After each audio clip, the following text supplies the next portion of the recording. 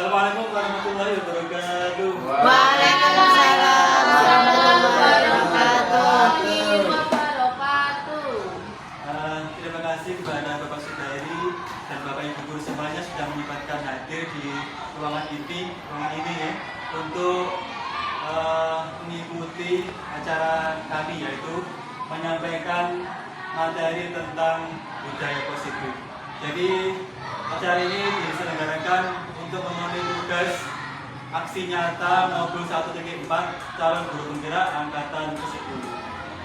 Pada kesempatan hari ini yang ingin saya sampaikan adalah topiknya adalah budaya positif. Jadi tujuannya adalah menciptakan budaya atau lingkungan yang positif di lingkungan sekolah kita. Kalau yang menurut saya sebelum saya mempelajari modul ini, yang saya ketahui tentang budaya positif adalah contohnya, misalnya bagaimana anak-anak berperilaku yang positif, baik itu ucapannya, tindakannya, gitu. Kebiasaan ibadahnya. Tapi ternyata yang dibahas di dalam modul ini khusus pada aturan atau penegakan aturan atau penegakan kedisiplinan di sekolah kita. Jadi tidak termasuk dalam kebiasaan-kebiasaan seperti ibadah atau yang lainnya. Dan Bapak Ibu, sekarang zaman sudah berkembang pesat ya, tidak sama dengan zaman saya kecil dulu. Jadi kita harus merubah cara berpikir kita, pola pikir kita, maksudnya adalah perubahan paradigma. Contoh sederhana saja, pada saat saya SD dulu, kalau ada mood yang salah, maka gurunya menghukum dengan hukuman fisik ya. Tapi sekarang hukuman fisik itu sudah tidak berlaku lagi, bahkan bisa merembet berlanjut sampai ke pihak polisian. Jadi kita harus merubah cara berpikir kita, bagaimana cara mengajar atau menerapkan kedisiplinan di sekolah kita. Tujuannya adalah untuk budaya positif sekolah ini, sekolah menyediakan lingkungan yang positif, aman, nyaman agar siswa mampu berpikir, tidak dan mencipta dengan merdeka, mandiri dan bertanggung jawab. Selama ini terdapat miskonsepsi itu artinya salah pemahaman terhadap kontrol terhadap guru. Selama ini berpandangan seperti ini. Yang pertama, selama ini guru berpandangan bahwa guru bisa mengontrol secara penuh siswa. Tetapi sebenarnya itu adalah hal yang keliru. Semua perilaku mempunyai tujuan. Kalau anak-anak kita mengerjakan sesuatu, baik itu baik atau buruk, pasti mereka mempunyai tujuan. Untuk perilaku yang tidak sukai, pada dasarnya guru tidak dapat memaksa siswa untuk berbuat sesuatu. Jika siswa tersebut memilih untuk tidak melakukannya, walau guru tampaknya sedang mengontrol perilaku siswa, tetapi sebenarnya siswa sedang mengizinkan dirinya untuk dikontrol. Hari ini karena kontrol guru menjadi kebutuhan dasar yang dipilih siswa. Jadi kalau siswa mematuhi perintah atau kontrol dari guru, sebenarnya kita kan tidak tahu hatinya seperti apa. Memang dia akan mematuhi perintah guru, tapi sebenarnya hatinya kan kadang itu menolak. Itu miskonsepsi yang selama ini kita alami. Kemudian yang kedua, ilusi bahwa semua penguatan positif efektif dan bermanfaat. Penguatan positif merupakan bentuk kontrol untuk mempengaruhi siswa agar mengulangi suatu perilaku tertentu. Usaha untuk mengontrol siswa tersebut dalam jangka waktu tertentu, kemungkinan siswa tersebut akan menyadarinya dan mencoba untuk menolak rujukan guru, atau mungkin akan menjadi tergantung pada pendapat guru untuk berusaha. Kalau selama ini siswa kita kontrol, kita paksa untuk mematuhi aturan, pada awalnya mereka akan sadar, pada awalnya mereka mematuhi perintah kita. Tapi lama-lama ketika mereka sadar, mereka sudah tidak mempan lagi untuk mematuhi aturan dari guru. Jadi istilahnya penguatan positif itu tidak efektif. Kemudian yang ketiga, ilusi bahwa kritik dan membuat orang merasa bersalah dapat melemahkan karakter. menggunakan kritik dan rasa bersalah untuk mengontrol siswa, membuat siswa menuju identitas yang gagal, karena secara tidak langsung mengajarkan mereka belajar untuk merasa buruk tentang dirinya sendiri. Selama ini kalau ada siswa yang berbuat salah, guru biasanya apa? Mengatakan kepada siswa tersebut sehingga siswa tersebut merasa bersalah, ya, merasa bersalah. Tapi sebenarnya itu adalah hal yang salah. Nanti kita akan benahi bagaimana sikap guru seharusnya menghadapi siswa yang melanggar peraturan. Kemudian yang keempat, ilusi bahwa orang dewasa memiliki hak untuk memaksa. Perilaku yang memaksa tidak akan efektif untuk jangka waktu yang panjang dan bahkan dapat membentuk suatu permusuhan. Selama ini kita beranggapan memang guru bagi orang dewasa bisa memaksa murid kita untuk mengikuti aturan sesuai aturan yang ada. Tetapi sebenarnya itu adalah sesuatu yang kurang benar, kurang tepat. Contohnya saja saya praktekkan dalam kelas saya. Misalnya saya paksa tiap hari untuk menjaga kebersihan, memunguti sampah, menata kerapian, tapi lama-kelamaan mereka akan bosan. Kemudian jika tidak ada guru, mereka ya seenak sendiri tidak mematuhi peraturan. Itu artinya guru tidak bisa memaksa anak untuk mematuhi aturan. Orang dewasa atau guru tidak bisa memaksa. Untuk itu kita harus mengubah sikap atau perilaku kita dalam menghadapi anak-anak di sekolah. Kita perlu mengubah gerakan acuan kita. Kita harus mengubah cara berpikir kita tentang manusia. Jadi perubahan paradigma ini perlu kita lakukan untuk memajukan sekolah kita. Terus selanjutnya, misalnya dalam kehidupan sehari-hari kita, kalau teori kompetitif, kalau kita beranggapan bahwa selama ini kebutuhan kita ini berbeda-beda. Oh maaf, suatu hal ya, realitas kebutuhan kita sama.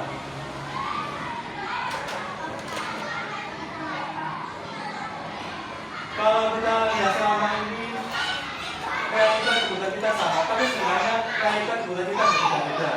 Semua orang melihat hal yang sama. Setiap orang memiliki gambaran yang berbeda. Kemudian yang keempat, selama ini kita menganggap bahwa perilaku buruk dilihat sebagai suatu salah. Tapi semua tindakan, ya baik itu benar atau salah, itu sebenarnya memiliki tujuan. Jadi kita tidak bisa langsung memvonis anak itu bersalah. Seperti contohnya maling. Maling juga kadang punya alasan untuk berbuat mencuri. Kadang mereka mencuri itu karena terpaksa, itu karena keadaan. Ya, seperti itu maksudnya seperti itu. Kemudian yang selanjutnya, orang lain bisa mengontrol saya. Ini seperti yang kita bahas tadi, hanya diri kita sendiri yang bisa mengontrol. Misalnya dalam hal ibadah, di rumah misalnya. Kalau orang tua kita memaksa kita ibadah sholat, kalau kita berangkat saat ini kita melaksanakan sholat, mungkin orang lain itu anggapannya adalah dikontrol oleh orang lain. Tapi yang bisa mengontrol diri kita sendiri adalah diri kita sendiri. Jadi kita mau sholat ataupun tidak mau sholat, itu adalah atas kemauan diri kita sendiri. Itu yang perubahan paradigma yang perlu kita lakukan. Kemudian pemaksaan ada pada saat bukan gagal. Kalau kita selama ini siswa salah, sudah kita maksa ya, melaksanakan suatu hal. Kalau kita melihat anak-anak yang salah, kita bujuk supaya dia melakukan suatu perbuatan baik. Tapi kalau anak tersebut tidak mau, biasanya kita memaksa, ya, memaksa untuk mematuhi peraturan. Nah itu sebenarnya kurang tepat. Jadi sebenarnya kolaborasi dan konsensus menciptakan pikiran baru. Jadi kan kita ada kolaborasi antara guru dan siswa. Nanti kita bahas dalam keyakinan kelas. Nanti kita materinya ada di keyakinan kelas. Yang terakhir, mau berpikir menang atau kalah. Kalau zaman dulu ada permainan menang dan kalah. Kalau sekarang ada berpikirnya menang dan harus menang. Istilahnya win-win solution. Jadi antara siswa dan guru harus sama-sama enaknya begitu ya. Guru bisa melaksanakan tugasnya, siswa juga melaksanakan kewajibannya. Jadi sama-sama menang. Untuk yang materi selanjutnya adalah kedisiplinan. Tadi di awal adalah temanya adalah budaya positif. Budaya positif ini termasuk disiplin positif. Jadi yang dibahas dalam modul ini adalah bentuk kedisiplinan siswa, bagaimana siswa mematuhi peraturan yang berlaku. Disiplin ini harusnya berasal dari motivasi internal. Artinya siswa bertindak disiplin harusnya yang baik adalah atas kesadaran diri sendiri. Ini menurut pihak Dewan. Kalau seorang siswa tidak memiliki motivasi intrinsik, ya biasanya yang memaksa adalah gurunya. Karena memang kalau anak-anak biasanya tidak mau melakukan sesuatu, gurunya yang memaksa. Tapi sebenarnya itu adalah hal yang kurang baik. Menurut ahli yang selanjutnya itu Diana Gosen, bahwa disiplin ini berarti belajar. Disiplin juga artinya adalah murid atau pengikut. Ini hanya teori, jadi tidak bisa kita bahas. Nah, selama ini kita melakukan suatu hal itu atas dasar tiga perilaku. Jadi motivasi manusia untuk melakukan sesuatu itu ada dibedakan menjadi 3 kelompok. Ini menurut ahli Diana Gosen. Yang pertama, untuk menghindari ketidaknyamanan atau hukuman. Seseorang berperilaku untuk menghindari permasalahan yang mungkin muncul dan berpengaruh kepada mereka secara fisik, psikologis ataupun tidak terpenuhnya kebutuhan mereka. Bila mereka tidak melakukan tindakan itu, artinya siswa itu mematuhi peraturan karena mereka takut hukuman. Itu kelompok yang pertama. Jadi yang pertama ini, anak-anak melaksanakan peraturan itu menghindari hukuman atau menghindari ketidaknyamanan. Dan sebagian besar kalau saya rasakan anak-anak seperti itu kalau sekarang. Jadi mereka misalnya melaksanakan tiket, mereka melaksanakan tiket karena takut hukuman, karena takut dimarahi gurunya. Itu adalah teori yang kelompok yang pertama. Kelompok yang kedua, untuk mendapatkan imbalan atau penghargaan dari orang lain, misalnya pujian, hadiah atau imbalan dari orang lain yang menurut mereka penting. Jadi anak-anak melaksanakan suatu aturan itu kan didorong oleh ingin menghargai, ingin mendapatkan imbalan, hadiah. Kalau misalnya ulangan harian misalnya, mereka akan berlomba-lomba untuk mendapatkan nilai baik. Tujuannya ingin mendapatkan hadiah dari gurunya. Hadiah tidak harus berupa materi, mungkin pujian, nilai yang bagus itu juga termasuk imbalan. Untuk yang ketiga, untuk menjadi orang yang mereka inginkan dan menghargai diri sendiri dengan nilai-nilai yang mereka percaya. Artinya yang kelompok ketiga ini, orang ini melaksanakan suatu hal karena menghargai diri sendiri. Ini atas dasar motivasi dari diri sendiri. Inilah motivasi yang positif kalau yang kelompok yang ketiga ini. Kemudian tujuan disiplin positif yang akan diterapkan di sekolah untuk menanamkan motivasi kepada semua siswa agar mereka menjadi orang yang mereka inginkan, kemudian menghargai diri sendiri dan dengan nilai-nilai yang mereka percaya. Seharusnya motivasi siswa untuk melaksanakan suatu hal adalah motivasi internal, sehingga tindakan ini akan berdampak jangka panjang. Kalau motivasinya berasal dari eksternal atau orang lain, yang mereka melaksanakan aturan ya pada saat itu saja, pada saat kesempatan lain motivasinya atau dorongannya akan menjadi hilang.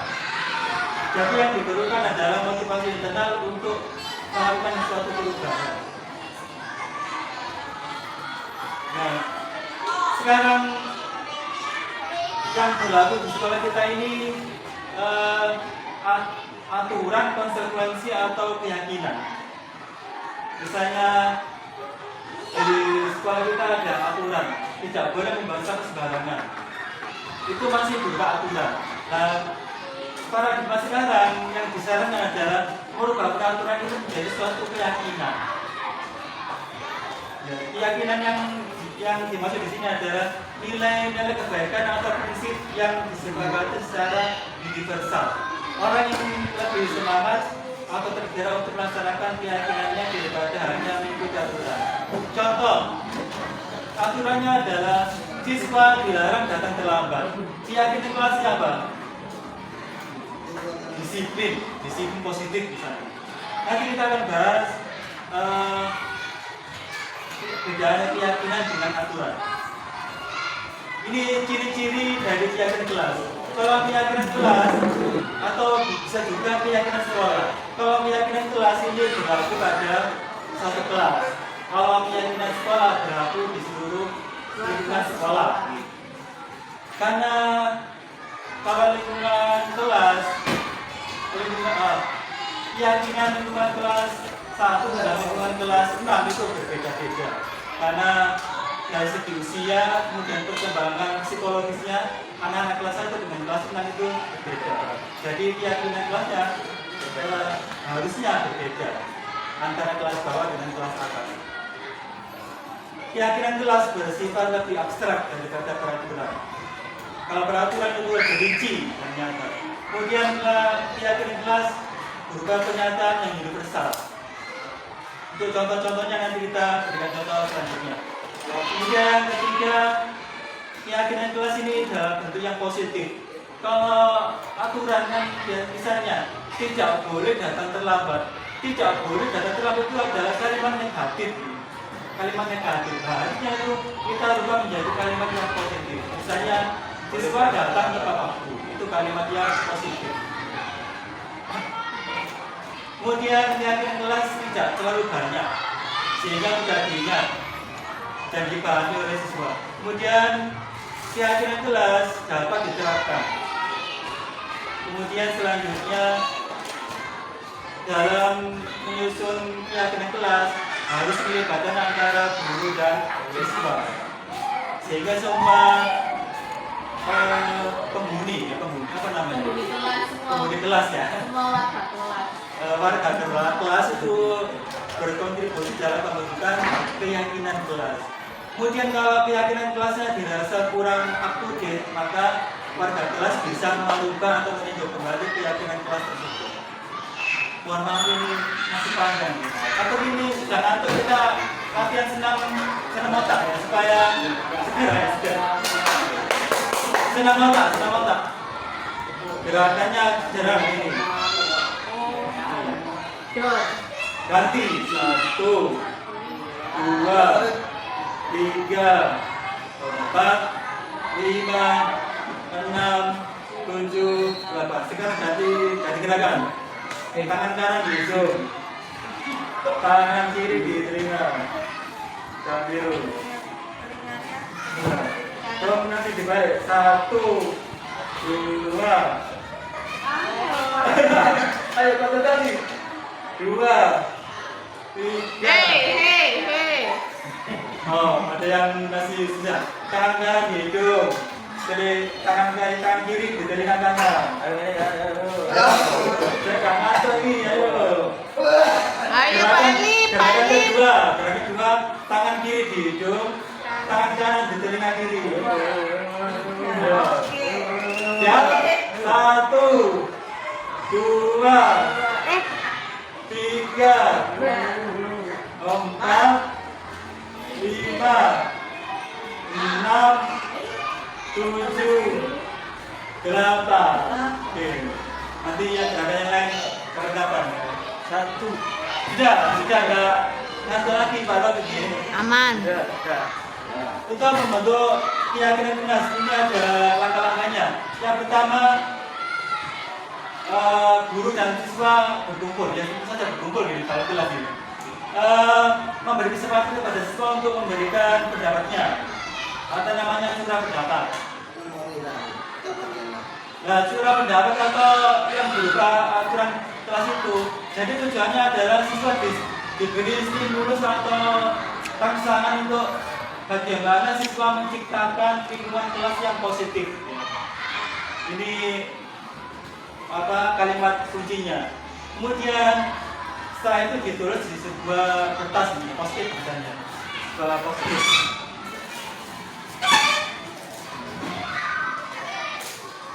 Misalnya di sebuah post-it. Jadi siswa menuliskan keinginannya untuk membentuk disiplin kelas di sebuah ini misalnya ya. Kemudian setelah siswa menulisnya, mereka menempelkannya di papan. Semua siswa menempelkan keinginannya di papan. Misalnya keinginannya itu, misalnya saya ingin kelasnya menjadi tertib, saya ingin kelas menjadi bersih. Misalnya anak-anak harus datang tepat waktu, anak-anak harus memakai seragam yang sesuai aturan misalnya seperti itu.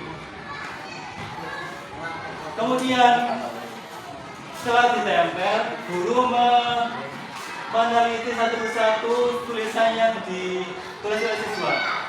Biasanya di situ ada kalimat yang negatif, contoh yang tadi sudah saya sampaikan. Misalnya tidak boleh membuang sampah sembarangan. Itu adalah kalimat yang negatif. Jadi dirubah menjadi kalimat yang positif. Misalnya membuang sampah pada tempatnya. Kemudian setelah merubah kalimat negatif menjadi positif, langkah selanjutnya meninjau kembali daftar pendapat yang tercetak. Ini tadi yang kalimat-kalimat positif tadi diteliti kembali oleh guru, dimintakan pendapat kepada siswanya apakah siswa menyepakatinya. Kemudian merubah kalimat positif tersebut menjadi keyakinan. Merubah kalimat tersebut menjadi sebuah keyakinan. Contoh kata-kata atau kalimat keyakinan kita bahas selanjutnya. Misalnya seperti ini. Kalau kelas 1, setiap anggota kelas perlu belajar. Nah, misalnya ada siswa yang menulis tidak boleh mengejek orang lain. Kalimat negatifnya misalnya berkata dengan baik misalnya. Kemudian kalimat positif itu dirubah menjadi keyakinan jelas saling menghargai. Nah, saling menghargai ini adalah keyakinan kelas. Kemudian aturan selanjutnya contohnya tidak boleh terlambat menunjukkan tugas. Kemudian kalimat positifnya misalnya mengumpulkan tugas tepat waktu. Nah, kalimat positif tersebut dirubah menjadi sebuah keyakinan, namanya menjadi berkomitmen terhadap setiap tugas. Jadi berkomitmen terhadap setiap tugas ini adalah keyakinan kelas. Contohnya, kalau misalnya kelas 5 selalu bersikap positif, senantiasa menjadi diri yang terbaik, percaya dan menghormati orang lain, serta bangsa. Berkomitmen terhadap setiap tugas, senantiasa membantu. Seperti ini ya bentuk keyakinan kelas. Misalnya suatu hari ada siswa yang melanggar aturan, misalnya dia meminjam barang milik temannya, kemudian tidak mengembalikannya pada tempatnya. Setelah diteliti, dia melanggar keyakinan. Keyakinan yang mana? Keyakinan yang ketiga ini, misalnya ini, percaya dan menghormati orang lain serta barang miliknya. Jadi dihubungkan dengan keyakinan kelas.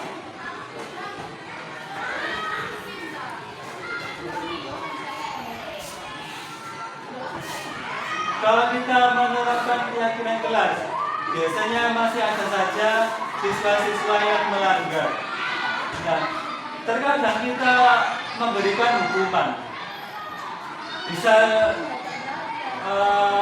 secara spontan ya. Misalnya ada siswa yang datang terlambat, terlambat, sini, push up 10 kali. Nah, itu adalah bentuk hukuman pada zaman dulu. Nah, ternyata hukuman yang saya contohkan seperti ini, seperti tadi, itu adalah identitas yang gagal. Harusnya kita terapkan adalah disiplin yang positif. Contoh yang di sini, kalau hukuman itu menyakitkan. Kalau konsekuensi sesuatu harus terjadi. Konsekuensi itu adalah begini. Misalnya ada anak yang membuang sampah sembarangan. Kalau konsekuensi, dia harus membersihkan sampah itu namanya konsekuensi. Kalau hukuman, kita mungkin memberikan suatu sanksi hukuman yang tidak berhubungan dengan perbuatan yang dia lakukan. Misalnya dia membuang sampah sembarangan, kita hukum misalnya dipukul, atau kita hukum misalnya lari mengelilingi lapangan, itu adalah hukuman. Kalau konsekuensi itu masih berhubungan dengan tindakan yang dia lakukan. Restitusi pilihan. Jadi restitusi ini adalah pilihan yang nanti bisa didiskusikan antara guru dan siswanya. Kemudian kalau hukuman tidak nyaman, kalau anak-anak kita hukum langsung, ayo kita 10 kali, itu mereka pasti merasa tidak nyaman. Bisa jadi anak-anak yang perasaannya sensitif, mangkalnya itu terbawa sampai rumah, bahkan berhari-hari, berminggu-minggu, itu hukuman. Kalau konsekuensi itu juga tidak nyaman, tetapi biasanya lebih pada jangka pendek. Nah, solusi yang terbaik adalah restitusi, supaya tujuannya adalah menguatkan murid dalam jangka panjang. Kemudian keluarga mendapatkan keadilan. Misalnya kemarin terjadi antara Faris dan Irfan, konflik antara Faris dan Irfan misalnya. Kalau kita melaksanakan hukuman, si Irfan itu misalnya Irfannya kita hukum misalnya misalnya di skors, nggak boleh masuk misalnya 2 hari. Korban dalam hari ini adalah Irfan, dia mendapat keadilan, tetapi ini kurang tepat. Kalau konsekuensi korban atau Irfan ini diabaikan, kalau restitusi ini yang terbaik, korban yang mendapatkan hati. Kalau kita melakukan hukuman, murid merasa tersakiti. Kalau konsekuensi, muridnya jadi tidak aman. Kalau restitusi, anak-anak mendapatkan penguatan. Jadi penguatan dalam ini mereka sadar terhadap kesalahannya, kemudian mereka akan memperbaiki kesalahannya. Begitu. Kemudian kalau kita menerapkan hukuman, perilaku anak-anak masih agresif, menentang. Kemudian kalau konsekuensi, penguatannya hanya berlangsung dalam jangka pendek. Kalau kita menerapkan restitusi, masalah akan terpecahkan. Kemudian yang selanjutnya, kalau kita menerapkan hukuman, istilahnya ini terlalu maksa. Misalnya begini, kalau ada anak yang melanggar peraturan, gurunya berkata begini, peraturannya adalah kamu harus datang tepat waktu, harusnya datang tepat waktu. Maka karena kamu melanggar peraturan, ayo kamu dihukum keliling lapangan 2 kali misalnya. Itu adalah suatu bentuk hukuman. Kemudian yang di tengah-tengah atau konsekuensi ini, guru mulai agak melunak. Misalnya dia menanyakan tentang peraturan, apa peraturannya dan seterusnya. Kemudian kalau restitusi ini mencari solusi yang terbaik supaya siswa itu paham terhadap kesalahannya, kemudian bisa memperbaiki kesalahannya. Itu adalah restitusi. Kemudian akibatnya kalau kita menerapkan hukuman, anak-anak itu membenci aturan. Kalau kita menerapkan konsekuensi, anak-anak menghormati peraturan. Sedangkan kalau kita menerapkan restitusi, murid atau anak menghormati dirinya dan orang lain. Jadi mulai terbentuk karakter dalam dirinya. Jadi sebenarnya yang perlu kita terapkan adalah restitusi dalam menghadapi pelanggaran yang dilakukan oleh siswa.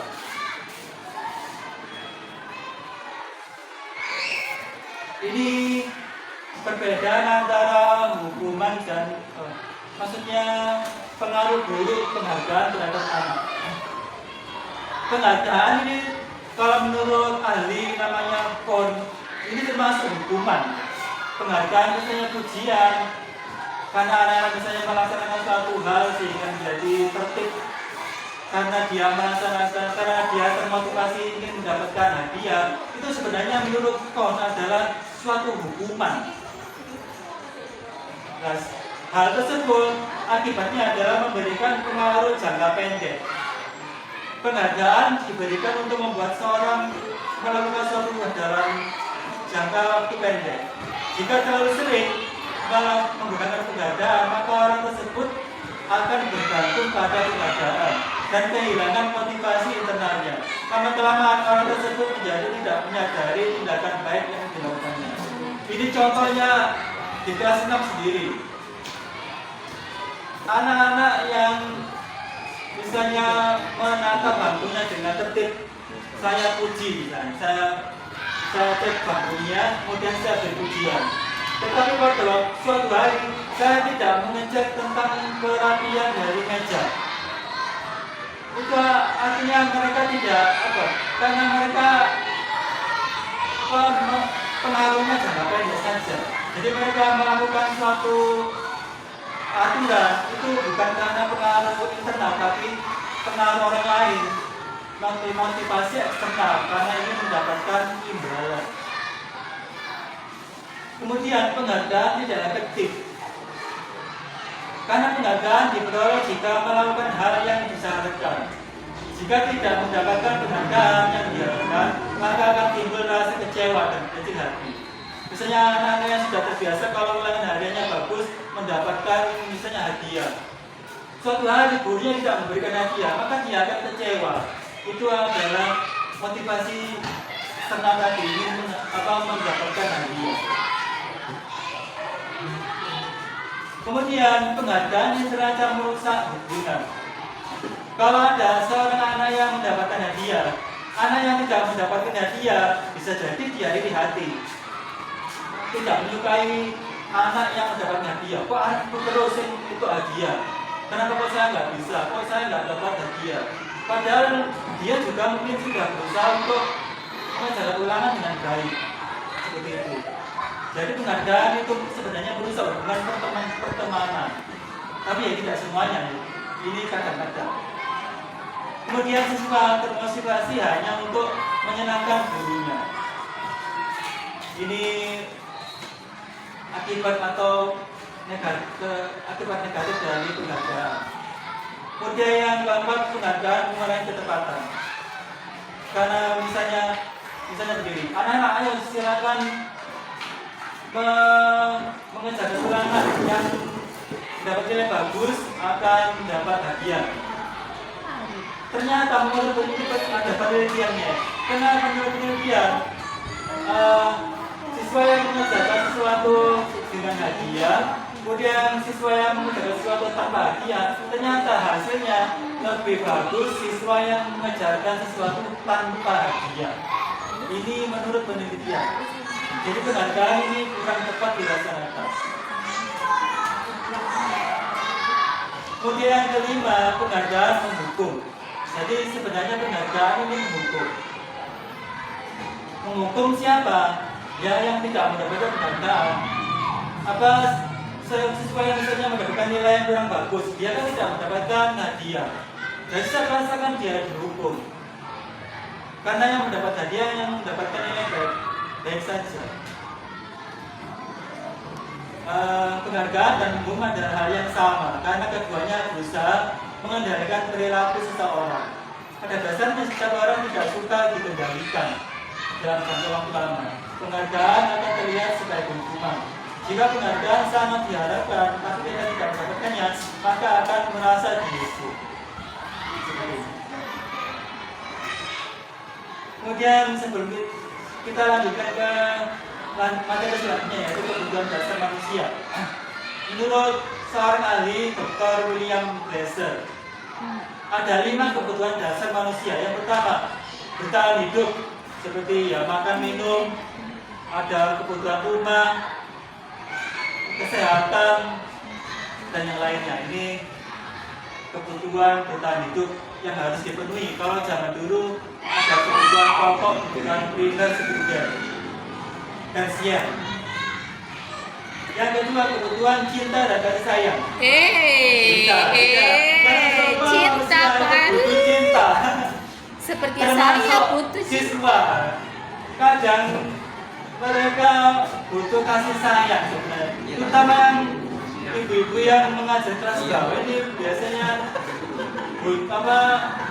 melihat anak itu bukan anak-anak itu berbuat sesuatu itu tujuannya adalah mendapat perhatian supaya mereka mendapatkan kasih sayang dari gurunya. Contohnya memberi dan menerima kasih sayang, saling berteman itu juga suatu bentuk kasih sayang. Kemudian saling terhubung dengan orang lain, artinya ya hubungan pertemanan. Mempunyai sahabat itu juga suatu kebutuhan cinta dan kasih sayang. Bayangkan kalau kita di kelas jadi siswa tidak punya teman sekali, dicuekin oleh teman kita, itu berarti kebutuhan kasih sayang kita tidak terpenuhi. Itu yang bisa menyebabkan siswa butuh kasih sayang. Akhirnya dia berbuat sesuatu yang melanggar peraturan, berulang, caper. Kemudian cinta dan kasih sayang ini tidak hanya dibutuhkan dari teman-temannya saja, tapi juga dari gurunya, dari orang tuanya itu pasti juga ya. Kalau di sekolah yang dari gurunya juga ini dibutuhkan oleh siswa. Jadi kalau kita sebagai guru bisa harusnya memenuhi kebutuhan cinta dan kasih sayang dari seorang murid, dari semua murid. Kemudian kebutuhan yang ketiga, kebutuhan penguasaan. Contohnya menjadi terampil, anak-anak menjadi terampil itu kebutuhan penguasaan. Kalau kelas 6 ini saya lihat, misalnya dalam waktu pemilihan kelas, ada siswa yang ingin menjadi pengurus kelas. Itu juga termasuk kebutuhan penguasaan, ingin berkuasa. Kalau dalam orang dewasa, para politikus ingin berkuasa menjadi bupati, presiden, dan seterusnya. Itu termasuk kebutuhan penguasaan. Kemudian menjadi ingin yang terbaik. Kebutuhan yang keempat, kebutuhan kebebasan. Jadi sebenarnya anak-anak ingin bebas. Memang di sekolah kita kan tidak di sekolah kita saja, di semua sekolah mungkin di seluruh dunia itu pasti ada aturan-aturan. Tapi sebenarnya siswa itu ingin bebas, tidak tertekan oleh aturan-aturan itu. Jadi merupakan suatu hal yang wajar kalau anak-anak ingin merasa bebas. Contohnya, siswa bebas untuk memilih, kemudian mampu mengendalikan arah hidupnya. Misalnya ada yang ingin bebas bergerak, suka coba-coba, tidak mau dipengaruhi oleh orang lain, suka hal yang baru menarik, itu adalah kebutuhan yang keempat, yaitu kebutuhan kebebasan.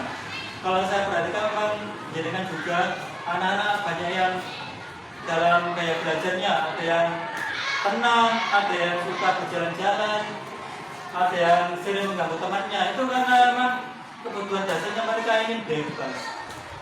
Tapi ya kita sebagai guru tidak bisa memberikan kebebasan 100% kepada siswa tersebut, karena di sekolah, di manapun ya, ada aturan-aturan yang berlaku. Atau kalau kita bahas sekarang adalah ada keyakinan yang harus dilaksanakan oleh para siswa dan seluruh warga sekolah. Kemudian kebutuhan yang kelima, kebutuhan kesenangan. Saya sendiri ingin senang ya, kalau di semua tempat ya, di sekolah, di rumah, pasti ingin senang. Pengen rekreasi, suka healing ya. Itu adalah dalam rangka memenuhi kebutuhan kesenangan rohaninya, supaya kalau orang buyan ya, kurang piknik gitu. Kurang piknik itu untuk kesenangan kita. Dan untuk mendapatkan kesenangan tidak harus piknik. Misalnya kalau saya suka baca buku misalnya, atau lihat konten YouTube yang humoris, yang humor, itu bisa menyebabkan kita tertawa. Itu dalam rangka memenuhi kebutuhan kesenangan. Jadi kesenangan tiap orang itu berbeda-beda. Begitu juga dengan siswa. Kalau ada kelas 6 siswanya 38, kebutuhannya ya berbeda-beda saja, sebanyak 38. Ya bayangkan guru memenuhi kebutuhan sebanyak itu pasti tidak bisa. Contoh yang lain, anak-anak suka melaksanakan sesuatu yang disenangi, suka permainan, terutama anak-anak ya. Kelas 1 itu pasti suka bermain karena masih peralihan dari TK ke SD. Kemudian suka mengoleksi barang. Ini ada nggak ya siswa kita yang mengoleksi barang? Kalau zaman saya dulu filatelis, mengoleksi perangko atau mengoleksi uang-uang kuno. Kalau zaman sekarang, ini bapak ibu guru punya murid yang suka mengoleksi stiker, mainan. atau bindernet ya, bindernet yang gambarnya lucu-lucu lah. Itu zaman saya dulu. Suka melucu, bergurau, ini termasuk kebutuhan kesenangan. Nah, dalam menyelesaikan suatu masalah ya, guru ini ada 5 posisi. Misalnya ada siswa yang melanggar suatu peraturan, di mana kita memposisikan diri kita. Coba kita introspeksi diri. Saya juga mengingatkan diri sendiri. Yang pertama, ini menurut ahli Diane Bosen ya, bukan menurut saya. Yang pertama sebagai penghukum, seorang penghukum dapat menggunakan hukuman fisik dan verbal. Guru yang menjalankan posisi penghukum akan berkata, patuhi aturan saya atau awas kamu nanti ya. Kamu selalu saja salah. Itu penghukum. Contohnya tadi saya berikan contoh, ada siswa yang datang terlambat, jam 7:30 baru datang misalnya. Woi, kamu terlambat kenapa? Sini. Mestap 10 kali. Itu namanya penghukum. Masih ada yang menghukum guru seperti caranya. Masih saya juga kadang melakukan seperti itu. Apalagi zaman dulu guru kita menghukumnya pakai hukuman fisik, dipukul pakai penggaris. Itu pun tidak ada protes, orang tua tidak ada protes ya. Kalau sekarang ya, sekarang kan dipukul pakai penggaris, dimarahi saja kadang orang tuanya protes ya. Posisi yang kedua, membuat orang merasa bersalah. Jadi ini guru menghadapi seorang siswa yang melanggar peraturan, guru ini akan mengeluarkan kata-kata supaya anak tersebut merasa bersalah telah melakukan kegiatan atau tindakan tersebut, sehingga anak tersebut merasa bersalah, merasa minder, itu tidak nyaman, bersalah, rendah hati. Contoh kata-kata dalam posisi ini, saya sangat kecewa dengan tindakan ini. Kalau gurunya sudah berkata seperti itu, siswa akan merasa, ya Pak saya salah, pasti akan kecewa. Kemudian yang kedua, berapa kali ibu harus memberitahu kamu ya? Ini membuat anak merasa bersalah. Jadi ini tingkatannya masih di atas penghukum. Kalau penghukum langsung dihukum, hukum besar, hukum lari ke lapangan. Kalau membuat orang merasa bersalah, guru ini membuat siswa merasa bersalah karena siswa tersebut telah melakukan suatu kesalahan. Posisi kontrol yang ketiga, guru ini memposisikan sebagai teman. Guru ini tidak menyakiti murid, tetapi berusaha mengontrol siswa melalui persuasi, bujukan, membujuk. Posisi ini dapat berdampak positif dan juga negatif.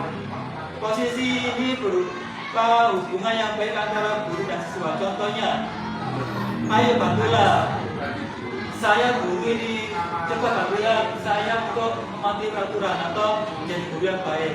Kalau kamu menjadi siswa yang baik, saya juga bisa melaksanakan atau menjadi guru yang baik.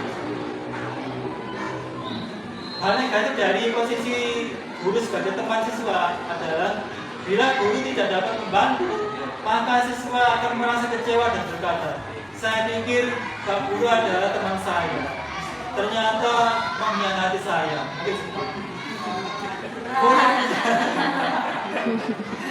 Kan selama ini muridnya menganggap gurunya sebagai teman ya.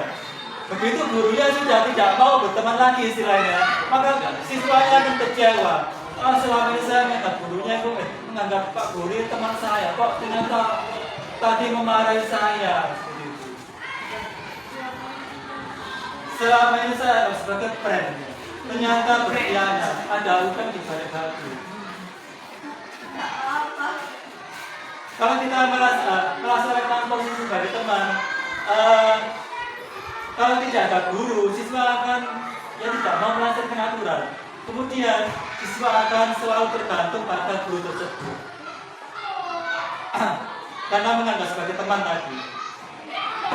Posisi yang keempat, memonitor atau pemantau. Posisi ini, posisi pemantau berdasarkan peraturan-peraturan dan konsekuensi dengan memisahkan hubungan pribadi. Pertanyaan yang bisa diajukan, peraturannya apa? Apa yang telah kamu lakukan? Jadi kalau sebagai monitor atau pemantau, guru ini menanyakan hubungan antara kesalahan siswa dengan aturan yang berlaku. Sekali lagi, guru menghubungkan antara kesalahan siswa dengan aturan yang berlaku. Ini kita sebagai pemantau atau monitor. Untuk yang kelima, posisi sebagai manajer. Jadi guru memposisikan sebagai manajer dalam menyelesaikan masalah yang dilakukan oleh siswa. Guru dalam posisi ini berbuat bersama dengan murid, mengajak siswa untuk mempertanggungjawabkan perilakunya. Pertama guru harus menyadarkan siswa, sehingga siswa mau mempertanggungjawabkan perilakunya. Kemudian selanjutnya guru mengajak siswa atau membimbing siswa menemukan solusi atas permasalahannya sendiri. Jadi siswa bisa menemukan solusi atas kesalahan yang telah diperbuat. Kemudian murid diajak menganalisis kebutuhan dirinya dan kebutuhan orang lain. Misalnya ada siswa yang membuli atau mengejek temannya. Ini murid menggiring siswa tersebut, bagaimana kalau kamu diejek oleh siswa lain? Apa perasaanmu? Nah seperti ini. Ini adalah menganalisis kebutuhan dirinya dan kebutuhan orang lain. Kebutuhannya apa?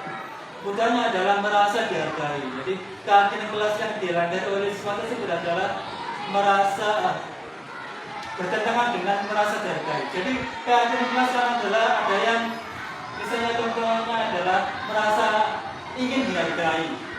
Kalau dia dibully atau diolok-olok orang lain atau temannya, berarti dia tidak dihargai oleh temannya. Jadi posisi manajer seperti itu. Seorang manajer guru tidak mengatur perilaku siswa, tetapi membimbing murid agar dapat mengatur dirinya sendiri, agar murid bisa mempertanggungjawabkan perbuatannya, kemudian mencari solusi bagaimana mengatasi permasalahan atau pelanggaran yang telah diperbuatnya. Itu posisi manajer posisi guru sebagai manajer. Tujuan dari 5 posisi pondok tersebut adalah mencapai posisi manajer. Jadi yang diharapkan di sekolah, guru ini memposisikan diri sebagai manajer. Kalau guru memposisikan sebagai manajer, siswa diharapkan menjadi pribadi yang mandiri, merdeka, dan bertanggung jawab atas segala perilaku dan sikapnya. Nanti pada akhirnya menciptakan lingkungan yang positif, aman, dan nyaman. Akhirnya tercapailah budaya yang positif di lingkungan kelas dan lingkungan sekolah kita. Ini perbedaan antara posisi kontrol, penghukum, pembuat bersalah, teman, pemantau, dan manajer. Kalau dalam posisi penghukum, kalau seorang guru menghukum siswa, ayo push up 10 kali, mungkin fisiknya atau secara konkret ya, siswa tersebut akan melaksanakan push up 10 kali. Tapi hatinya kan kita tidak tahu. Barangkali dia mengatakan, tak peduli. Mungkin kalau gurunya dalam posisi tidak bersalah, maafkan saya Pak. Karena siswa disadari guru bahwa siswa tersebut akan merasa bersalah, sehingga seakan-akan siswa tersebut akan merasa bersalah. Kemudian kalau teman, saya pikir bapak atau ibu teman saya, kalau sebagai pemantau, saya akan dapat berapa bintang kalau melakukan hal tersebut. Jika sudah melakukan hal tersebut, saya akan mendapatkan apa? Jadi kalau guru memposisikan sebagai pemantau, motivasi siswa adalah motivasi ekstrinsik. Jadi siswa melaksanakan atau mematuhi aturan atas dasar ingin pujian atau motivasi dari gurunya, bukan dari diri sendiri, bukan motivasi intrinsik. Nah, posisi dia yang diharapkan adalah sebagai manajer. Siswa akan berkata, bagaimana caranya agar saya bisa memperbaiki keadaan ini? Saya akan memperbaiki masalah ini dengan bagaimana? Jadi siswa menemukan cara bagaimana menyadari kesalahannya dan mempertanggungjawabkan kesalahannya, kemudian mencari solusi untuk memperbaiki kesalahannya. Dampaknya, kalau sebagai penghukum, siswa yang bisa jadi mengulangi kesalahan lagi, kesalahan yang sama akan diulang-ulang terus, bahkan bisa jadi lebih agresif.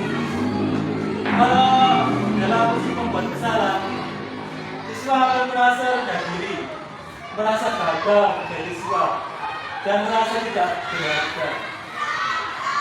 Kalau gurunya berposisi sebagai teman, muridnya akan tergantung, tidak mandiri dan tidak bisa memutuskan. Kalau gurunya sebagai pemantau, siswa menitik beratkan pada dampak pada diri sendiri, mendapatkan hadiah atau mendapatkan hukuman.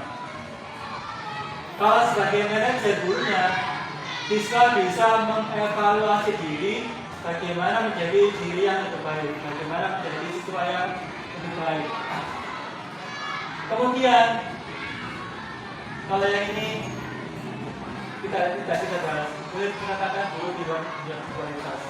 Artinya, kalau gurunya berposisi sebagai posisi penghukum, kadang gurunya tidak dianggap. Gurunya itu tidak dianggap. Mungkin dia melaksanakan aturan karena terpaksa. Kalau gurunya memposisikan diri sebagai manajer, gurunya dianggap sebagai individu yang positif, akan lebih menghargai gurunya. Itu akibat jangka panjang dari seorang guru memposisikan diri sebagai seorang manajer dalam menyelesaikan masalah.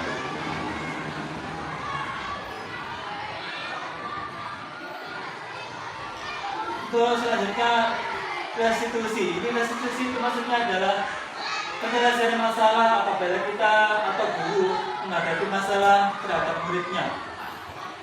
Tujuannya adalah menciptakan disiplin positif pada siswa. Ciri-ciri restitusi. Restitusi bukan menebus kesalahan, tetapi untuk belajar dari kesalahan. Restitusi ini memperbaiki hubungan, ya hubungan antara guru dengan guru, guru dengan murid, guru dengan muridnya ataupun siswa dengan siswa yang lainnya. Kemudian restitusi adalah tawaran, bukan paksaan. Kalau hukuman kan paksa, kamu harus pusat ya, harus pusat. Kalau restitusi, istilahnya guru dan murid merasa menang dua-duanya. Tidak ada pihak yang merasa ditekan, usaha. Kemudian restitusi menuntut untuk melihat ke dalam diri, introspeksi diri. Siswa menyadari kesalahan diri sendiri. Selanjutnya, restitusi mencari kebutuhan data yang mendasari tindakan. Contohnya, saya contohkan maling tadi. Dia mencuri terkadang ya, ada yang mencuri karena kebutuhan mendesak, karena kebutuhan ekonomi. Siswa mencontek. Siswa mencontek pada saat ulangan. Karena kalau dia mencontek, pasti dia punya tujuan. Tujuannya dia ini mendapatkan nilai bagus supaya tidak dimarahi gurunya. Pasti mempunyai alasan yang mendasar. Kemudian restitusi sebenarnya adalah cara yang terbaik. Restitusi ini fokusnya pada karakter, bukan tindakan. Jadi Jadi membentuk karakter siswa yang lebih baik.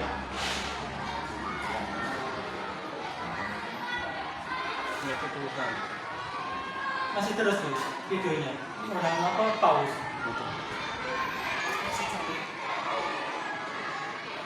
Kemudian restitusi ini menguatkan dan mengembalikan siswa yang berbuat salah pada kelompoknya. Contohnya konflik antara Faris dan Irfan.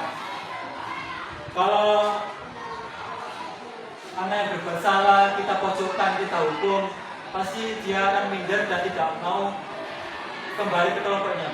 Atau sebaliknya, teman-teman yang tidak mau menerima Faris dengan baik.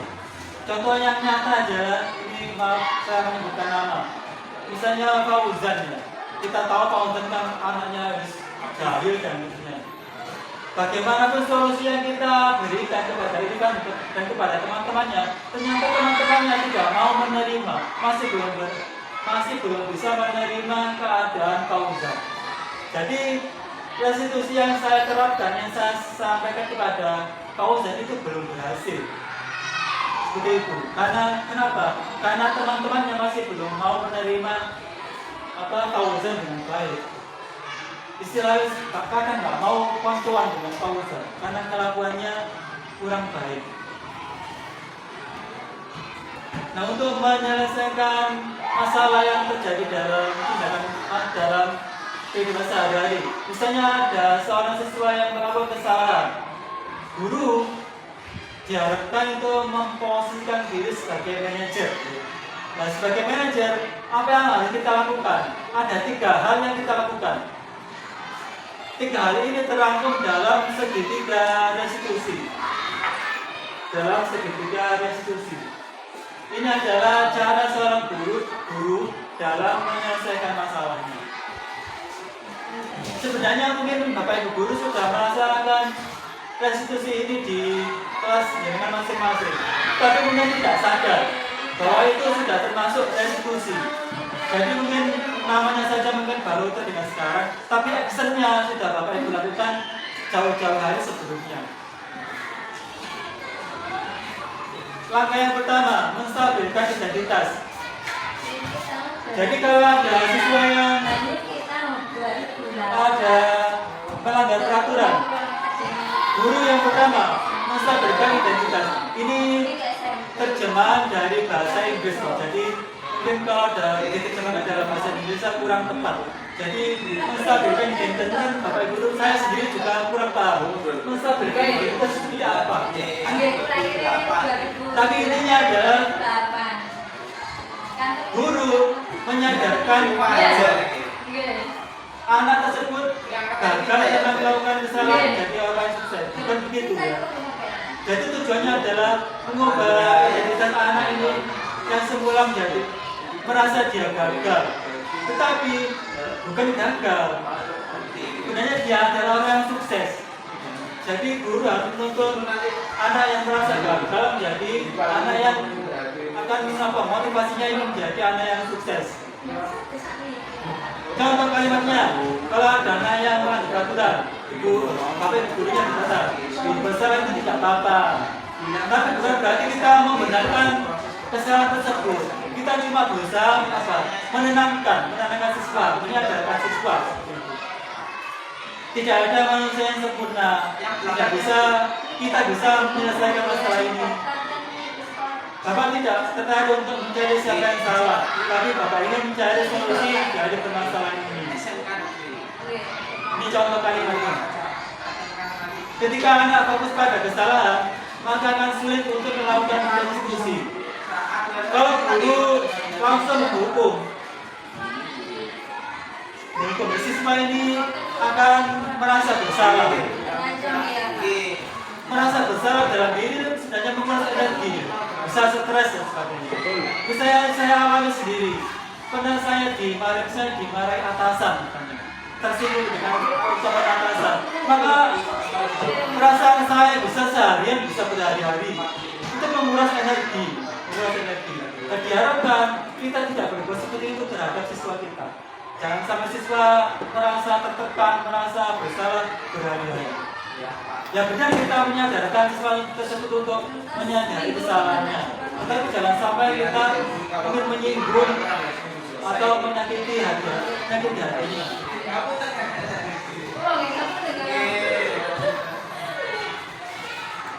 Kalau kita menghukum anak tersebut merasa bersalah. Anak tersebut merasa gagal, saya menjadi siswa yang gagal. Itu kalau kita memposisikan sebagai penghukum. Kemudian ketika siswa merasa bersalah, membuat kita terulang pada masa lalu, sudah tidak bisa diubah lagi. Iskakun. Kemudian langkah yang kedua, validasi tindakan yang salah. Restitusi tidak menyarankan guru berbicara kepada siswa bahwa melanggar peraturan adalah sikap yang baik. Tapi dalam restitusi harus memahami alasannya dan memahami bahwa setiap orang pasti melakukan hal yang terbaik. Jadi guru berusaha menyadarkan siswa tersebut bahwa siswa tersebut pasti melakukan kesalahan karena ada alasannya. Untuk itu perlu dilakukan validasi terhadap kebutuhan dari siswa dengan menggunakan contoh kalimat. Padahal kamu bisa melakukan yang lebih baik hari ini. Kamu pasti punya alasan kenapa melakukan hal itu. Kamu boleh mempertahankan sikap itu, tapi kamu harus menambah sikap baru. Jadi kita menanyakan alasannya kepada siswa tersebut kenapa dia melanggar aturan-aturan. Kemudian yang ketiga, menanyakan keyakinan. Jadi intinya adalah menghubungkan antara kesalahan yang dibuat dengan keyakinan yang dibuat oleh siswa, oleh guru yang sudah ditempel di kelas itu. Kemudian pertanyaan yang ditanyakan, apa yang kita percaya sebagai kelas atau keluarga? Apa nilai umum yang telah kita sepakati? Syaratnya adalah kita sudah membuat keyakinan kelas atau keyakinan sekolah. Misalnya ada anak yang melanggar pula. Langkah terakhir adalah guru menghubungkan apa kesalahan yang diperbuat oleh siswa tersebut dengan keyakinan yang sudah kita buat. Misalnya ada anak yang membuli temannya atau mengejek temannya, kita menghubungkan mengejek temannya itu dengan keyakinan kelas kita. Keyakinan kelas kita apa contohnya? Misalnya keyakinan kelas kita adalah menghormati orang lain. Jadi siswa tersebut melanggar keyakinan kelas yang berupa menghormati orang lain. Seperti itu. Mungkin misalnya ada anak yang membuang sampah sembarangan, kita hubungan dengan keyakinan kelas. Jadi kalau ada siswa yang membuang sampah sembarangan, keyakinan kelas yang dilanggar adalah dia tidak melaksanakan menjaga kebersihan. Karena di situ ada keyakinan kelas menjaga kebersihan kelas misalnya.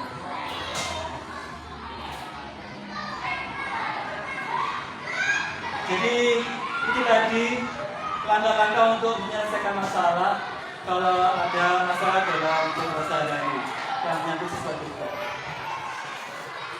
Mungkin Bapak Ibu ada yang ditanyakan.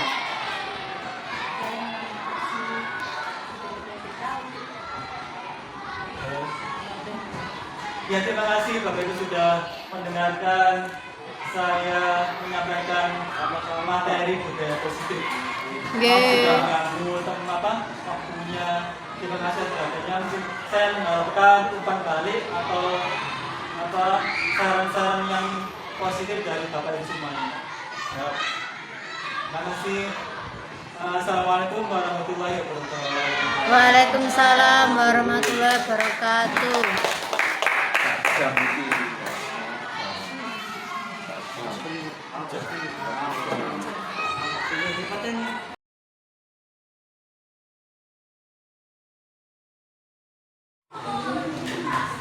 Assalamualaikum warahmatullahi wabarakatuh.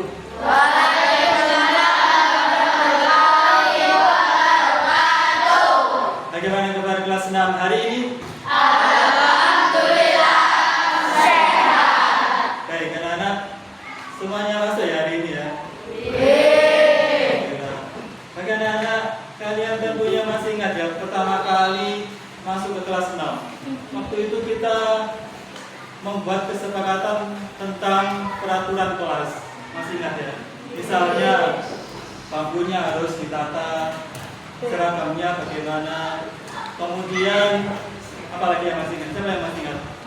Tata tertib di kelas. Misalnya setiap anak harus tiap hari menjalankan piket, membersihkan kelasnya, tidak boleh ada barang-barang yang tertinggal di dalam laci dan seterusnya.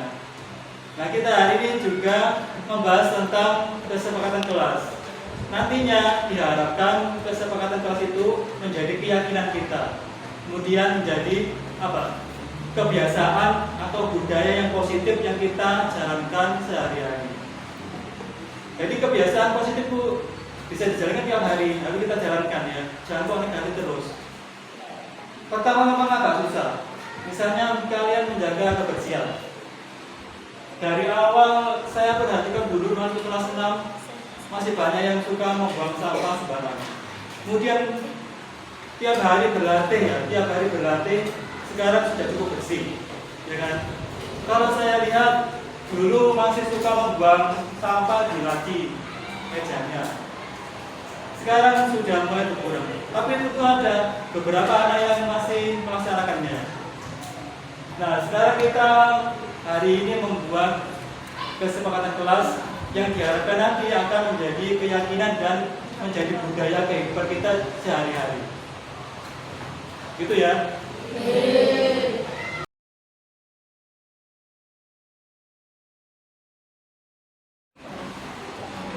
Baik anak-anak, tentunya kalian punya kelas impian ya.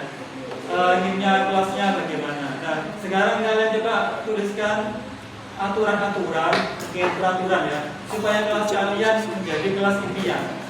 Misalnya kalian menginginkan kelas yang bersih, maka aturannya bagaimana? Kesepakatannya bagaimana? Misalnya kesepakatannya setiap anak membuang sampah pada tempatnya.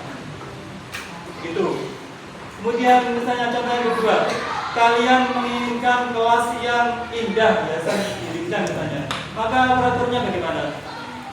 Setiap anak misalnya membuat karya yang bisa dibuat, yang bisa ditempel di kelas kalian, sehingga kelas kalian menjadi lebih indah. Itu ya. Siap ya? Nah, sekarang saya bagikan sebuah kertas, nanti kalian tuliskan aturan kelas di sini ya, sebanyak-banyaknya ya, sebanyak-banyaknya.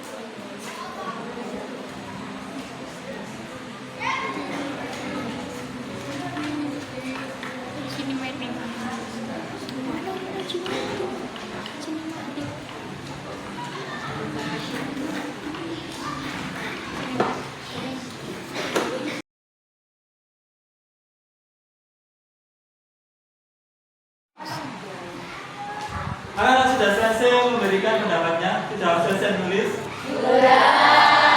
Nah, sekarang bergantian, silakan menempel kertasnya di papan tulis satu-satu. Mulai dari Mbak Ayah, ayo silakan.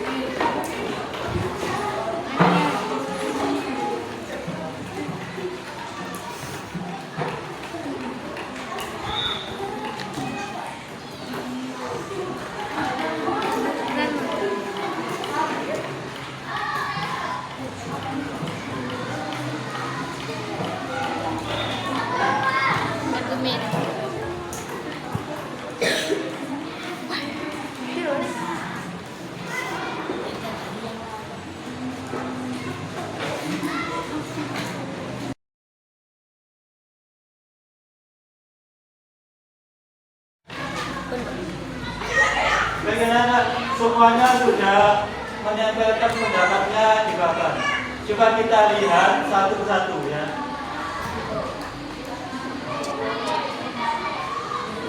Contohnya membuang sampah pada tempatnya. Bagaimana ini? Disepakati membuang sampah pada tempatnya. Kita tulis di sini ya.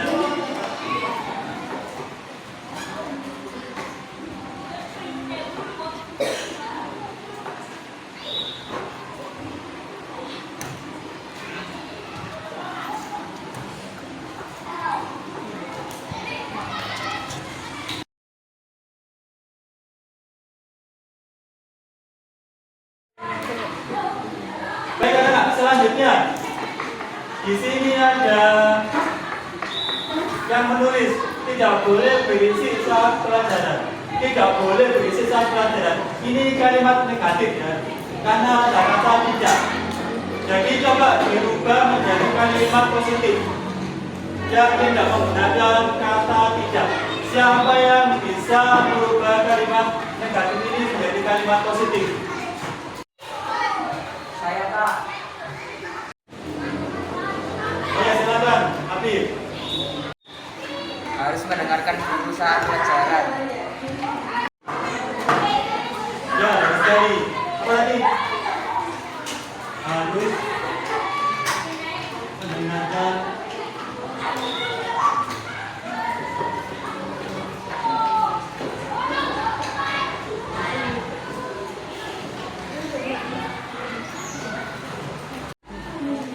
Baik anak-anak, tadi kita sudah merubah kalimat negatif menjadi kalimat positif ya. Sekarang kita tuliskan kembali pendapat kalian ini menjadi sebuah peraturan yang tertulis di dalam kertas ini. Diharapkan nantinya peraturan-peraturan ini kalian laksanakan, kemudian menjadi budaya positif yang kalian laksanakan setiap hari. Baik anak-anak, peraturan kelasnya, penyampaian kelasnya sudah tertulis dalam kertas ini. Saya minta semuanya menandatangani peraturan ini ya, kesepakatan ini. Di bawahnya sini, termasuk saya juga nanti akan menandatangani.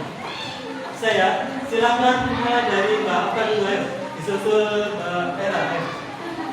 Di arah sini, silakan nama bisa.